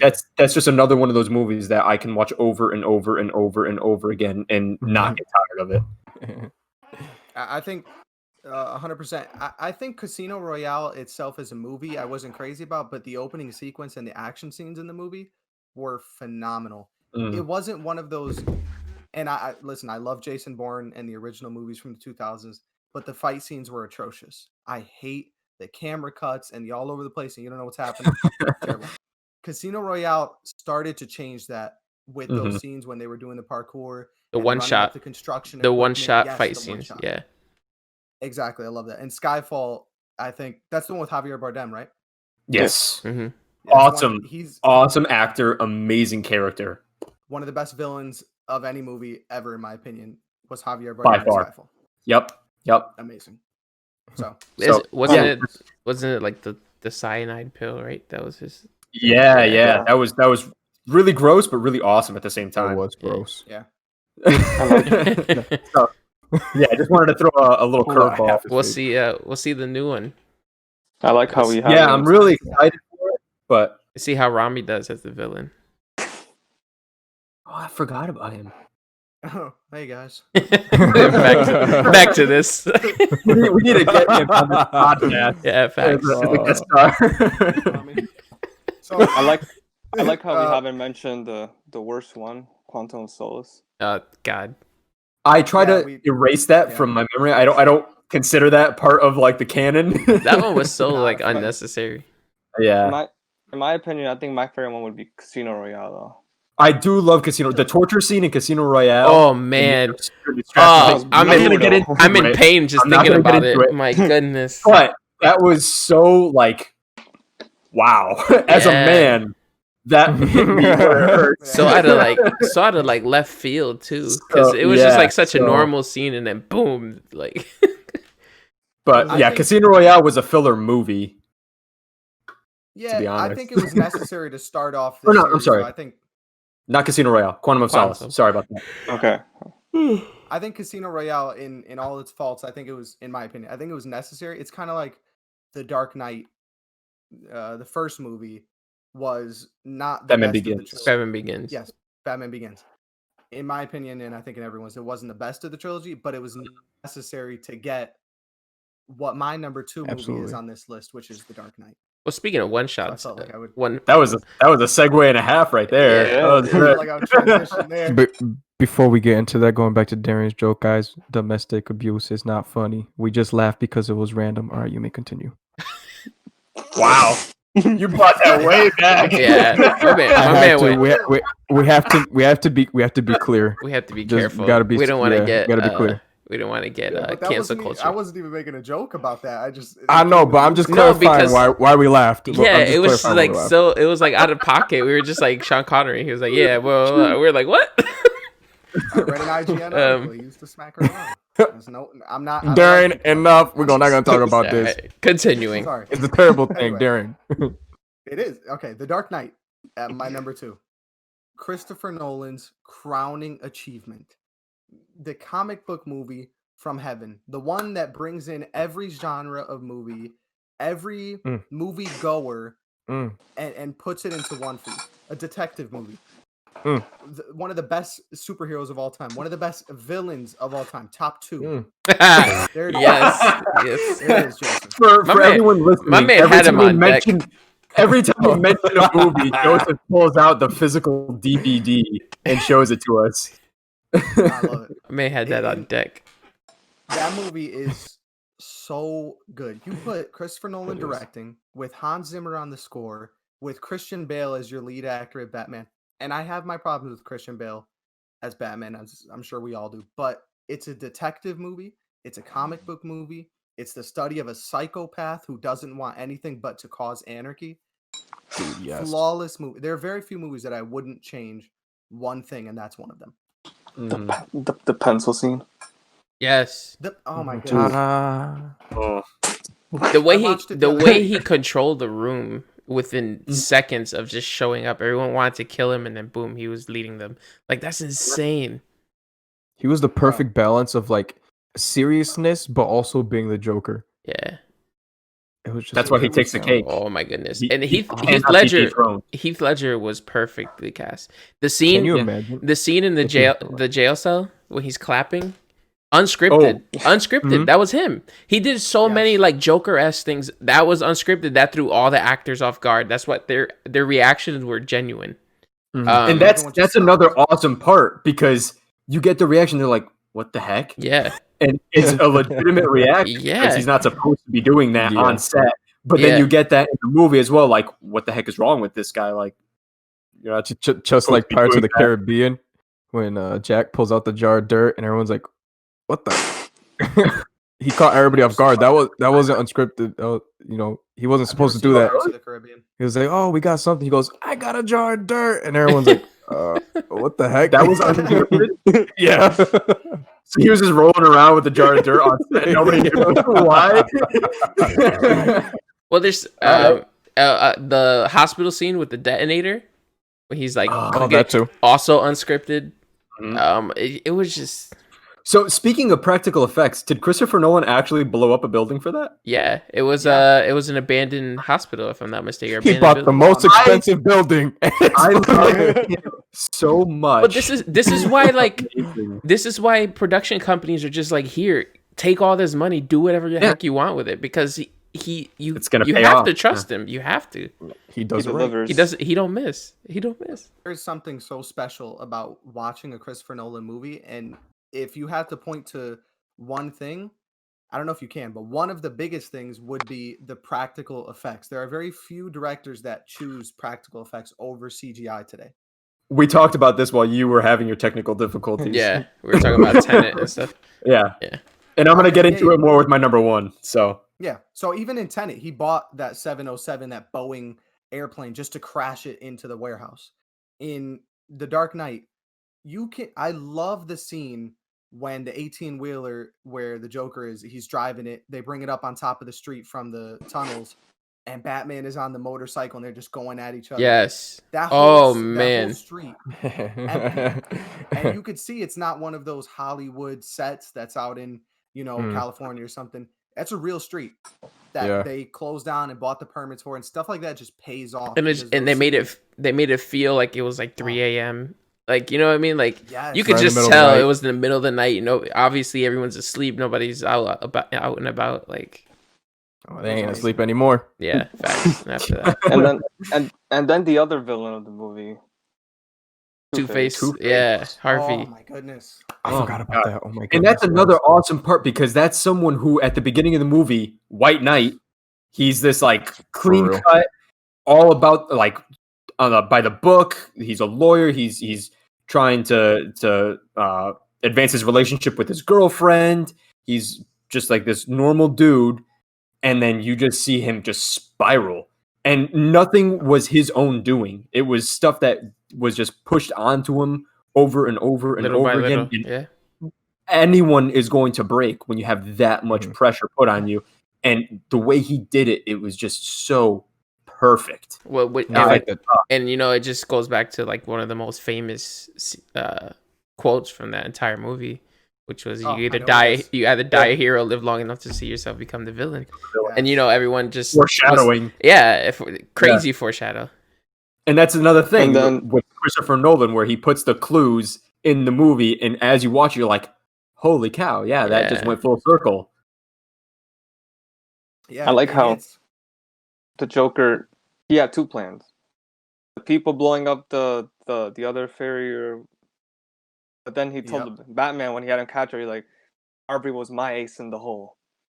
Mm-hmm. And then either one of them was gonna work. Yeah. And then he got Harvey to turn, which is crazy. I think at the very end, Batman, he decides to become the villain, and so he, just because Harvey just died, he did exactly that. He became the villain because he needed to be. That scene was so hard. Like, that ending gave me goosebumps because when Gordon and his son were watching the Batman run away from the cops, he was like, he didn't do anything wrong. And he was like, he's being the hero that Gotham needs, not the one they want. Yeah. Yep. It was I got goosebumps right now. You just saying that. Like, I'm literally like, yeah, because the whole movie builds up to that. Batman is the hero of the city, but Harvey Dent is the one that he realizes needs to be the hero for the city, the one that's putting away the people legally, the one that's doing it by the books. So when he flips, he knows that even though he tried to kill him, he tried to kill Gordon's son, he killed all these people. That face of Harvey Dent is what the people need to hold on to whatever semblance of order Exactly. that city has left. Which plays a huge part in Dark Knight Rises. So like I love it. I love it. It's a continuity. They keep it where everything is like an order of effect, cause and effect, and that's And Heath Ledger was supposed to be in Dark Knight Rises. Yeah, right. He was. Yeah. Can you imagine? Yeah. Kyler! Oh, Oh, and we just unfortunately broke every one of our. my goodness, bro! I think my ears are bleeding now. I gotta cut that out. But I think we've missed. You know what? You said number one thing about Nolan films are the practical effects. I think the number one point what we can point to for Nolan is Michael Caine. Just straight up Michael Caine. That's it. Yeah. And that's another thing that I'm gonna get into with your movie. My number one. Also, wait. Absolutely. Back to unscripted. You know the elevator scene when Joker first appeared in the Wayne Tower. That was what Michael Caine's reaction was genuine. He was legit scared of Heath Ledger because that was his first time seeing him. With the party scene with when he meets Rachel. When he meets Rachel and they jump out the building. Fundraiser. Yeah, exactly. I got these scars. Yeah. Oh, So when he opens up, he comes up the elevator or whatever, or he opens up the doors, and Michael Caine is there, Alfred. He looks shocked and puzzled because he was legit terrified of Heath Ledger. That's in awesome. that scene. Yeah. That is so cool. Okay, so Dark Knight, 10 out of 10 movie for me. Wouldn't change a thing. I have maybe 2 or 3 movies that are 10 out of 10s. That's one. Okay. All right, we got to speed this up. Speaking 10 out of 10, we're going to number ones really quick. Joseph, your number one movie. Sam Raimi, Spider-Man 2. Yes. Enough said. Respect. So we had the whole conversation about it last week. All right, we're going back to now my number one. No, just okay. Okay. So we agreed we would have 2 minutes each to talk about this, uninterrupted. Uninterrupted. Yeah. As long as you want. Yeah, as long as you want, but we'll cut it at 2 minutes so we don't go too long. So go for it. So yeah, Spider-Man 2. I remember watching Spider-Man 1. Amazing. And Spider-Man 2. That's the one that I love the most. Just the fight scenes and the villain, Alfred Molina, Doc Ock. Amazing. Just that train scene with Spider-Man fighting him and then stopping it, putting like the webs on the buildings, and that like horror, like terrifying kitchen in the hospital where they're like trying to do surgery, like take off the I forgot tentacles. Yeah, the tentacles. Yeah. Take them off, and then they just attack and just kill everyone. Like that was unexpected, but I just love everything about it, and then how Peter loses his powers because he doesn't feel like he's not happy, but then he gets them back at the end when he busts out of that debris. Then he just goes saves MJ. I just love that movie so much, just everything about it. Okay. Yeah. 100%. Fair enough. That scene where Peter is holding the train back with the spider webs and with his ugly face. Yeah. Yeah. It was like... when they start passing him backwards in the train. Yes. I mean, and they say, "Careful, he's a hero." Oh my goodness, dude! And they're like, "Don't worry, we're not going to say anything." Yep. No, they're in my Love that scene so much. Sam Raimi is a legend. You can't end a movie better than that, let alone a comic book movie. And the score playing while they do that. Yeah, oh my goodness. Can you imagine being someone on that train and seeing like, okay, this dude is Spider-Man. He just saved all of our lives, and then you hand him his mask back, and then like 3 weeks later, you see him like on the side of the road, and you're like, yeah. I'll be telling everyone. I see you, man. Ordering a pizza or something like that. I know your identity, Okay. I think we can move on after that one. We definitely hashed that out last week as well. So yeah, we did. Joey? Okay, my number one was The Martian. Absolutely good movie. It's 2.5 hours. I think 2 hours, 20 minutes, something like that. I'm sorry. It's absolutely good movie. It was so underwhelming. This is your number one movie of all time, bro. It was Absolutely good movie. I'm building up Solid. to it. I'm building up to it. I'm building up Okay. to it. Continue. 2 minutes I can't uninterrupted. hear you, Joey. I can't hear you. All right. We need to cut this out. Go for it. Joseph, that's the movie. Of course he does. Okay, anyways. That movie, because my first one was going to be Interstellar, but I won't say nothing about that. But The Martian, another great movie. And I think I saw The Martian after Interstellar when it came out. So from, like I said, it's like 2 hours, 20 minutes. And you're like, okay, it's about a man surviving on Mars. How do you make this into a 2 hour, 20-minute movie? And he's, what is it? He's a botanist. Is that, I believe I'm saying that right, correctly? Yep. Specializes in plants and he's surviving. But what I like about it is that it's not only that, he's also intelligent when it comes to engineering because he has to survive on Mars by himself. I'll go into good and bad a little bit about it, but the bad is like because I did a little bit of research on it, a little bit tiny research. Like for example, like the sandstorm, that was intense at the very beginning. That's what I like too. It goes right into the movie, right into the action. Yeah. Apparently, the sandstorm wouldn't be realistic on Mars, but Why? absolutely. What is it on Earth? There's Let's like no say, wind for on example, Mars, we have right? the atmosphere on Mars is thin, so like 50-mile-per-hour winds here would have to be 500-mile-per-hour over there. Yeah, Okay. so So they you would have know, been dead. but I love the fact that it just went right into the action, and then the music as well was very subtle, but also worked. Like for example, when he was trying to pull out the metal out of his stomach, intense music, but it was so quiet. But it worked with the scene and it was beautiful and the different camera angles. Sometimes you have like a Cloverfield feel where it's like someone's walking with him or the GoPro. Foreshadowing. Yeah. Oh, is it? Oh, yeah, foreshadowing. Okay. But and some of the scenes too is just like you had him in the Rover driving and it was just desolate Mhm. and it was just a beautiful scenery and you're like, wow, this is beautiful. And they had the names of the places on Mars, those were accurate as well. Those were the actual names of the places. That was cool. Just They actually everything they about that filmed movie on was- Mars. They filmed on location. Oh, oh wow. Oh wow. Was that movie sponsored by Tesla? Yeah. Or by, Elon SpaceX? Musk. SpaceX? The fact No, that but for that- a second I was like, man, what was the process for that? And then I caught myself. So, man, Matt Damon, you're wow.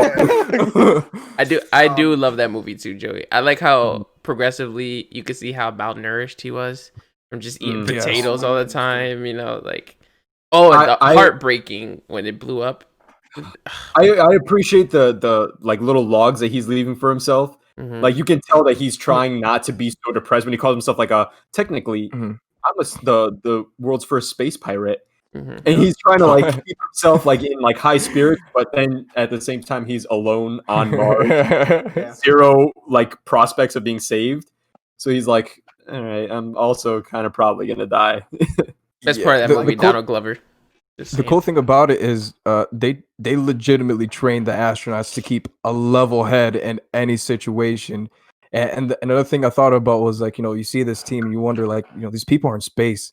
You got 5 people by themselves and apparently NASA, goes through like your character, your personality, and they put you with other people that you will be perfectly matched with. So that's why they're always working together. That's why in the movie they're like, dude, let's go back for him. Why not? Mhm. Let's go back for him. Let's just do it. Yeah. Such a stacked Ugh. cast. in Definitely. that Oh movie. my goodness. Yes. Sean Bean was good. And I think one of my favorite scenes was when I'm gonna go into spoilers here, if that's cool with you guys. Yeah. When Spoiler when warning. when the crew comes back to save him, and is it Bryce Dallas Howard or Jessica Chastain? Chastain. Chastain. Okay, I get those two That's- confused. A lot of people do. Yeah. When she is the one to put on the suit and go out with the rope connected to her to grab him and pull him in. She's the and captain, she no? gets him. Mhm. Yeah. And she gets him and they bring him back in. And dude, I cried because he's just so happy and they're all hugging him. And he's like so skinny and hasn't eaten. This is the first time And he's the seen a fact- human in like 2 years, right? Yeah. Yeah. Yeah. The movie makes you really And the book too. The book is amazing, just as good as the movie. It's very rare that they do a movie so well compared to the book, and they Ready did Player it One. amazing. I love I'm the surprised. movie and the I'm book. surprised that's not any of our lists because that was. I considered it. That was Yeah. another Me really too. good. I did too. Joseph is look up- pointing to a poster on his wall of Ready Player Yep. One. I wanted to Oh, look are you up really? Oh my goodness. what a soul was because the days based off on Mars are 1 soul, 2 soul, and it's just 24 hours with the added 40 minutes. Really? That's Yeah. So underwhelming. is Mars? I know Mars the it is. closest planet to us, right? To Earth. Planet? Sure. No, let's see. Yeah, Mars would be the closest planet. Yeah. My So that makes sense. very We're not gonna let Yeah. you do this. We're not now. gonna do this Yeah. right now. yeah. No, it is. Okay. Oh, yeah, it's And Childish Alright. Gambino. Yeah, Donald Glover. That scene where he fell, Unscripted. unscripted. Yeah. He completely ate that. Like he slipped on the thing, whatever, and they kept it in. He just kept So, going. Pop back up. Oh. I loved how nerdy he was. I absolutely loved it. 100%. We're gonna go to you, Wiley, now. Now that Woo! I mentioned a certain movie. All right. A lot of y'all not gonna agree with this. I don't care. Cloverfield, best movie to me, hands down, for a buttload of reasons. Number one, J.J. Abrams. This man, this was like the beginning of his like crazy career. I believe he was fairly new to Lost.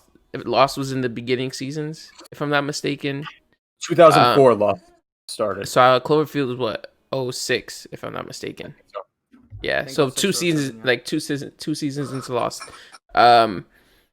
He had, I believe, he had Alias, whatever. But he was, he was on the up and he was rising up in the show business. Ryan Johnson, one of his best movies to me. He's not the best director out there because I can get into Last Jedi, but I'm not going to. But He made up for it with that last movie, though. yeah, he did. I forget the name. But Knives Out. Yeah, I absolutely love Cloverfield. The amount of depth and Easter eggs and research that you have to do for that movie that a lot of people don't realize. For example, like the company that he's going to work for, the main character in Japan, is a slushy company, and their main ingredient is like the super secret ingredient. Well, guess what? That super secret ingredient is something that they grab from the bottom of the ocean. Well, guess what? That thing that they grab from the bottom of the ocean is actually like secretion from this alien sea creature that ends up destroying the city later on. So that goes like Cloverfield. So it connects. That same company that owns the slushy company, they have their own things. It's from Japan, so they have like they own satellites and stuff. One of those satellites fell down to the bottom of the Hudson River. They went down to go retrieve the parts, and that's when they awoke the creature. Nobody knows this, but this is stuff that they legit made a website with things that you had to like dig into and uncover for yourself as a fan, and I absolutely love that. And the amount of Easter eggs that are in it, you can see the satellite fly into the water in one of the scenes where they cut back to Coney Island, the Ferris wheel. Like you miss that at first glance. The scene when the helicopter goes down, it shows a picture of King Kong very quickly. Nobody notices that either because it's showing like New York monsters and stuff. That movie holds a special place in my heart. Like even like J.J. Abrams' reasoning behind creating Cloverfield was that he was in Japan with his father, and he was like, everywhere you go, you see Godzilla, Godzilla, Godzilla, Godzilla. He's like, U.S. doesn't have a monster like that we can all relate to. So that was his reasoning. Now, it didn't pick up as he had hoped, but I like that reasoning behind it. So. Yeah, I can go on and on. This list, it's that we're not talking about objectively the best movies of all time. We're talking about our favorite. Personal. And, like Yeah. I have my problems with Cloverfield, but I love that movie. I have my problems too. Like freaking Wise Beth, like freaking super strong. She had a whole like thing stuck through her. She Sticking survived up through her the body. helicopter crash. She survived everything. I don't understand, but Oh man. And I love J.J. Abrams. I think my problem is he's the king of starting things higher than anybody else. Like yeah, the beginning of his everything he produces is top notch. Very few people can rival it. He doesn't know how to end yeah, almost anything, to be yeah. honest with you. I hate Cloverfield's ending. Hate it with a passion. But I love the movie itself. Yeah. Love the I movie. love the ending. That's going back to like Rocky, where it doesn't end on like a happy note. They make it, spoiler alert, they don't make it to safety. They don't get to the area where they're all gonna be like living happily ever after. They pretty much get like nuked because the government says we gotta kill this thing. Let's blow up New York. And they're in the middle of New York. And it was just like, okay, you know what? That sucks for them. But I wasn't expecting it, and you hit me with a surprise. So okay, fair play. Also, wait, I liked that. how did I not mention this? The way it's filmed, it's Steadicam. It's freaking handheld camera, Found Mhm. footage. found Yeah, footage. Beautiful, beautiful. And that was one of the first movies that did it. that like really did it Yes. very well. Oh my god, and I love it so much. Oh, Especially on that scale. I mean, Blair Witch, Yeah. I've never seen it, but I think that was the first movie in like Yeah. theatrical that mhm, did that found footage kind of hand cam, shaky cam stuff. mhm. I think my problem with the ending, like I said before, I love movies that end where not the good guys win, where it's not the best ending, not a happy ending. The difference between, that happens in I Am Legend, for example. Mhm. It kind of an ambiguous ending. Neville dies. It's not happy. It happens in other stuff like Rocky. La La But Land. Cloverfield, it felt like unfinished. It didn't. It felt like it was just cut off, and it felt like we can't find a good way to end this. We can't find a good way to resolve this problem. So we're just gonna end here. Same thing happened with Lost. Same thing happened with the new Star Wars trilogy. He starts off great, and it's like the ending he has a struggle with. But that's just me. I can see how you would feel that way. Yeah. All right, who's so up? that would be me. Ooh, Number this one is- movie of all time, Inception. Another Christopher Nolan masterpiece. We've talked about him multiple times already on this one episode. We've talked about him in episode 2 and 1. I think we talked about him in every episode so far, just because he's so phenomenal. And I'm sure Joseph is getting Inception right now. There you go. Right. We like to display it for everybody. But yeah, no, it's just it's so amazing. Another movie with an absolutely stacked cast. You got Leonardo DiCaprio in the lead, Joseph Gordon-Levitt, Michael Caine, who I adore. I just want to give him a hug. He's like the atypical grandfather. It's so and the concept. There aren't very many movies that focus so much on dreams, and especially the way he did it. Oh my god, I could just gush over this movie. I've seen it 8 times. And it's another one of those movies that you absolutely can't just watch once and be like, okay, I think I get it. You have to watch it at least twice. The more the merrier. It's something that you need to really watch multiple times to fully get the whole idea behind it. And when you do, you just get to really appreciate the genius behind it. And it's not something that can really be like, oh, that wouldn't happen, because it's all in dreams. Dreams are random. They're crazy. You can't predict them. So he really had free reign to do whatever he wanted. And it worked amazingly. It's just Christopher Nolan, in my opinion, at his absolute finest peak movie. Wow, that was gorgeous. That was Yeah. beautiful. Yeah. I totally respect that. I think Nolan knows how to. He's my favorite because he knows how to end things beautifully. Yeah. That The- scene the- when they're on the the plane ending. and they all start waking up, and they look at each other and they just give the nod, and then they keep it moving. Leo sees his kids. That every time I see that scene in the airport when they're all like going their separate ways, Yep. I get goosebumps. Yep. And I don't want to cry, but I'm like, I have like a knot in my throat because it's like, oh my god, this movie was. I don't want it to end, and it's just like emotion, just like balled up here. You and know it's why? just Hans Zimmer. because it's Nolan. Hans Zimmer. Thank you, Joseph. Yes. Well, yeah. Okay. Time The is best part of playing that during movie, that scene. time. Oh my Time. God, time. One of the best scores to any movie ever is Inception, Beautiful. and specifically the song "Time." If you have a second, go to YouTube, look it up, listen to it. You will thank me. Or It is I could put amazing. Darian playing it right now on screen. I don't know. Oh yeah, on the piano, our resident pianist here. Yeah. Hello. But yeah, and then the end, which is technically considered like an ambiguous ending. You don't know how it is. If you watch it multiple times, you actually do know what the ending is. And I won't get into it because everyone listening to this should stop the podcast right now, pause it, go watch Inception, and then come back and finish the episode. But yes, by far my favorite movie. I love endings like that where you kind of get to decide how you perceive an ending. It's just fantastic because there is no wrong answer. I mean, like you said, I mean, you could probably figure it out, but it could go either way. Either he's still in a dream or this is real life. And I just love There movies is a like wrong that. answer. There is a wrong answer. Actually, in this case, Yeah, There's a actually right and a wrong answer. Yeah, that's what I just said. I said I was like you said, there is probably like a wrong answer, but you know, It's just The amazing. but like when you first watch I- it, you I- get that feeling like, is it this or that? And I just like that. You're right. I love it.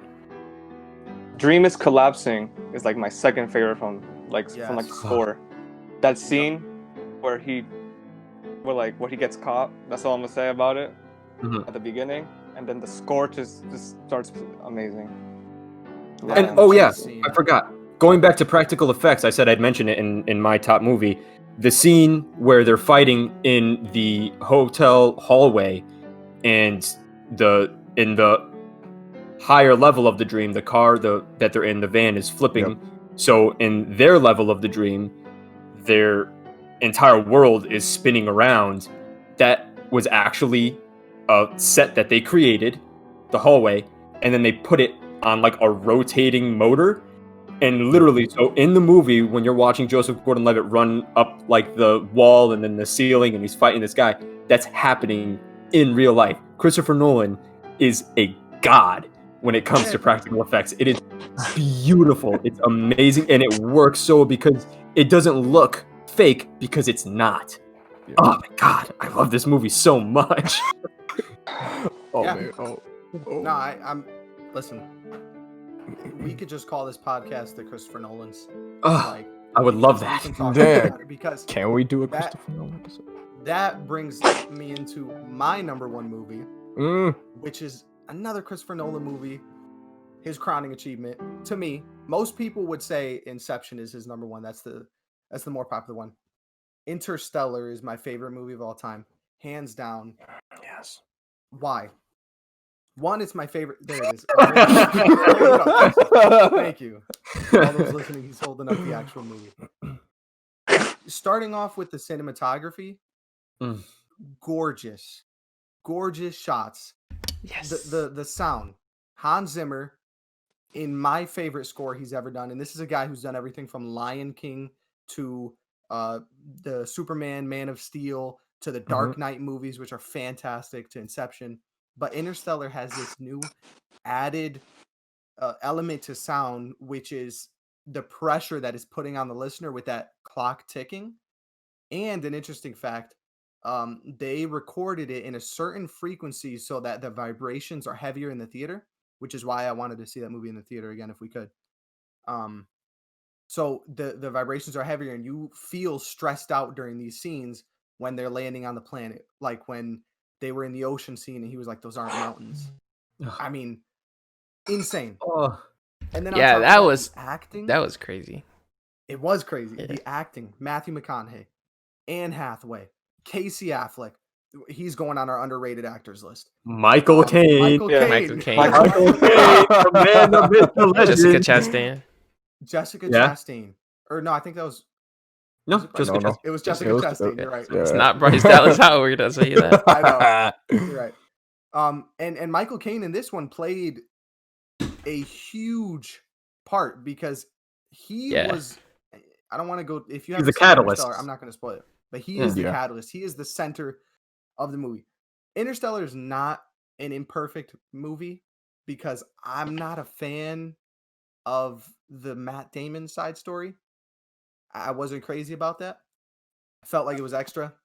That was Kinda random. one scene though that like it was totally random, not really necessary, but it was Yeah. something that everyone in the theater was like, "Whoa, Yeah, I Yeah. remember. I remember. wait, Nobody saw it coming. We're on Nobody Mars? saw it coming. why?" Yeah, So and he that- wasn't even. that- Was he even like someone that was advertised as being in the movie? No, I didn't it think so. legit Yeah, 'cause threw I went everyone in, I off was like, guard. huh? Like an A-list actor just shows up out of nowhere and then does this like crazy thing, and everyone's like, "I'm still processing this." Yeah. Awesome, yeah, awesome. and on top of that, the complexity of the movie itself and time, which I know Tenet is supposed to be Yeah. about time. Interstellar, Oh, in Mhm. my opinion, is flawless in the way it time goes about travel, so displaying awesome. time. And it's all accurate too. The way they display when they're on the planet and time works Yes. differently there because as you enter the planet, that kind of stuff. And the black hole. the science, the fact that the science behind the black hole is the most accurate Yes. that physicists can all agree on, Mhm. and that he was able to put it in the movie, and that that movie has the first most accurate depiction of what an actual black hole would look like, a supermassive black hole, and all the scientists were like, "Huh, Yeah. They use yeah, a I guess that is what it supercomputer. would look like." Yeah, Yeah. and The same way in- these ridiculously intellectual men who are probably among the smartest on planet Earth in real life all looked at this image that Christopher Nolan, a director in Hollywood, made, and they're like, "Oh well, yeah, look at that. That's probably right. Yeah, okay, sure." Well, he It's used just them mind-blowing. to create that. He hired and had a bunch of consultants that were physicists and astrophysicists and all this stuff. Neil deGrasse Tyson was on the set of Interstellar, Yes, by the way. yes, which I love Neil is an deGrasse awesome Tyson. picture. I love him. I have like 4 of his books. I love Neil deGrasse Tyson. He was one of the consultants that they used in terms of questioning, the way time works in space, the way the travel works, how long things would take, that kind of stuff. And the way that it's explained to you in the movie, it didn't seem like an info dump where they were like, all right, we're going to do this. How do we do this? It Mhm. felt reasonable that this question would arise and this person would answer it at this time. Like when, I forget his name and he's not a big actor, but the black guy, when he explained how a wormhole works using the paper and Mhm. the Mhm. pencil. Yep. To this day, that's something I use when explaining a wormhole because that's Yeah. as my It's mind the simplest. understands It's it. like in like layman's terms. Mhm. Exactly. Mhm. So, and I mean, I literally have no words for that movie. Like Kyler, I've seen it 8 times on the dot. I cried in that And- movie. Listen, Yes. there's 3 movies that have made me cry in my lifetime. 2 of them I was a child, all right? So like I don't know how to control my emotions. Like it was Castaway. The youngest movie I Oh. cried in was Castaway when he Okay. lost Wilson. Okay. Number 2 was Ladder 49 with Joaquin Phoenix. Oh my goodness. Um, You're right. And Interstellar when he got back on and watched, spoiler, Yes. when he Ooh. watched his kids grow up in front of his eyes in a span of like 10 minutes, Mhm. I bawled. That was insane.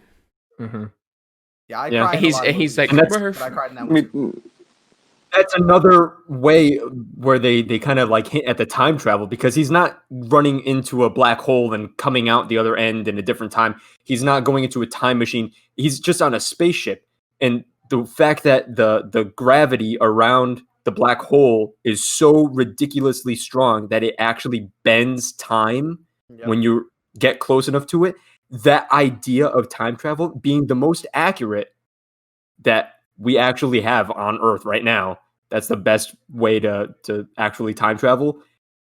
And seeing like what Wiley said, where he gets to watch his kids grow old in front of him because they're sending him these videos over decades of time, and he just wakes up out of his like hyperspace kind of sleep, and he just has all these videos waiting for him, and he's watching it in like a 10-minute binge. That is heart-wrenching and just incredible directing. and the ending too. That kind of I teared up. The Yes, fourth that's what I was gonna dimension. say. He went to the 4th dimension. And that, He knows how to build up Mhm. these incredibly complex topics build up the character development, the plot, the dialogue, and then wrap it up in a 10-15 minute ending Mm-hmm. where you feel like I don't need a second movie. Like we can leave it like this. Like Yeah. that was beautiful. Which There which is- it ended in a yes. note that it could have had a second movie, exactly. but there was Yeah. no reason to have it. It just there's no that's Yes, and okay. I That love that. that kind of goes back to what Joey said, where you left it open to like however you want to perceive it. Okay, this is gonna happen this way. It's gonna happen that way because they didn't. He Yeah. didn't give us that Yeah. second or like answer. You know what I mean? So. Yeah, I love showing Hollywood's people the obsessed with movie. sequels. Every time we show somebody a movie, it's just like, guys, focus. I don't want to hear talking, but focus because you need to focus on every minute detail in the Mhm. movie in order to understand the very ending. And then at that point where he's falling and he's holding this girl's hand in the spaceship, seeing themselves travel through the black hole, and you're like, oh my goodness, it makes sense. Everything makes sense. For everyone listening, Interstellar is also Joey's favorite movie, but we couldn't have two of the same top movies, so Yeah, we reserved each of our Yeah. favorite movies. So And actually, fun fact, because I was just listening to a podcast today and it was talking about black holes. Mhm. When you pass the event horizon of a black hole and you go deep enough into it, there's actually, it's called spaghettifying. That's the actual scientific term What? where you stretch out into infinity. It's Oh, you know actually what? I have called heard of that. spaghettifying. Yeah. That's I never knew the name, legitimate though. scientific term, and I love that that's an actual thing. Yeah, because as you go through Interesting. the hole, and like you mentioned earlier, the gravity is Stretches so and pulls. innumerably strong that it stretches time itself and anything that goes through it. And Infinitely. nobody really knows what happens in a black hole. These At are the just- center now. Mhm. Yeah, these are just strictly theories. Which I mean, we can do an episode on space. Oh my goodness. I would love that. Dude, I've been listening can to we? so Can we many do- black hole theories and stuff like that. I want to I'm do ready. an episode on the ocean because the fact that we know more about Oh my space, goodness. we know more about space as humans than we do about the ocean, the planet that we live on. That's insane. I think On I'm that more scared note- of the ocean than space. Have you guys Yes. heard? Have you guys heard Yeah, the bro. bloop? Excuse The me? what? No. The I- what? Have any of you- maybe. Have any of you heard of the No. bloop? Maybe. Go after this is done. Even the listeners, go on YouTube and look up the bloop. It was in 1997, if I'm not mistaken. It was a sound that was recorded in the ocean and was heard 3,000 miles away. And scientists are trying to figure out what it was that could have possibly created that sound. They've ruled out any natural means, and they're trying to figure out what it was. Back on the dawn. Bigger. It would have had to have been bigger. It would have had to have been, I think it was like 10 times the size of a blue whale, I think is what they said, which is the biggest mammal on planet Earth. Sounds like a megalodon. To be able to make a sound with that frequency, it would have had to have been absolutely huge. So go ahead and look that up. Homework. Homework. So I figure we've pretty much touched on just about everything we wanted to this episode. Figure we jump it into some movie news to wrap it up. Yeah, quickly. Good. All right. First thing, Alex Trebek passed away, Jeopardy host. I'm pretty sure we all know about that already. Very sad. Yeah. Very sad. Rumor has it George Stephanopoulos is already making moves to be the new host. which I wouldn't be Interesting. mad at. Yeah, I like Stephanopoulos. Hey. New Spider-Man trailer possibly coming out on December 8th. December There's 8th. more Yeah. about it. Yes. Every first teaser has been on December 8th for the December. past two, so I'm not ready. Yeah. 2016 Which- and 2018. which is very December. interesting because they just started filming. So I wonder what kind of teaser it would be. I wonder if it's gonna be like the Batman. Batman, I was just going to say. Yeah, yeah. something Small very percentage, And super basic. yeah, because Tom Holland shared a first set photo. Same suit as Far From Home. yes. So awesome. I like that. And WandaVision being filmed in front of an actual live studio audience for the pilot. With strict, which was- very strict NDAs. yeah. And Not So- agreements. and I just read, I believe it's going to start airing January 15th. Yes. January 15th. That's super exciting. Yeah. So So from what I heard, half the season is going to be in that style. It's 6 episodes, if I'm correct, and the other half is going to be intense Marvel movie like action. They said it's like a long action movie spread out into like these. Yeah. Yeah. Which That's I'm all for. interesting. I'm super excited for that. And the last thing, do you guys know why a pilot episode is called a pilot? I read about it a long time ago and I forgot. But Because it's the Remind first me. time it's in the air.